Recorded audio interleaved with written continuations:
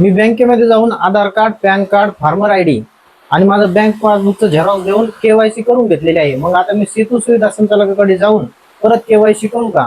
किंवा सेतू सुविधा संचालक म्हणतोय की तुमची केवायसी झालेली नाही, तर मग सेतू सुविधा संचालक माझ्याकडून पैसे काढण्यासाठी असं म्हणतोय का? याच प्रश्नाचं उत्तर आपण या व्हिडिओमध्ये घेणार आहोत। तर नमस्कार शेतकरी मित्रांनो, मी तुमचा लाडका सेतूवाला।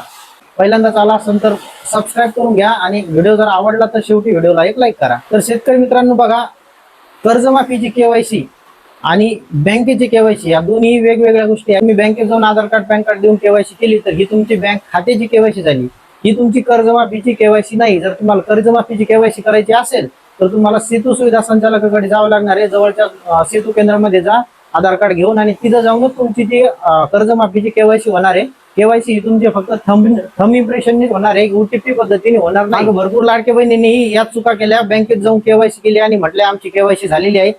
या चुकीच्या माहितीमुळे आता सध्या 60 लाख लाडक्या बहिणींचे पेमेंट बंद आहेत। अशी चूक तुम्ही करू नका, तुम्ही सुद्धा कर्जमाफीपासून वंचित राहता। केवायसी फक्त सेतूवाल्याकडे जाऊनच करा। केवायसी बँकेत जाऊन जर तुम्ही केली ती केवायसी फक्त तुमच्या खात्याची झालेली आहे।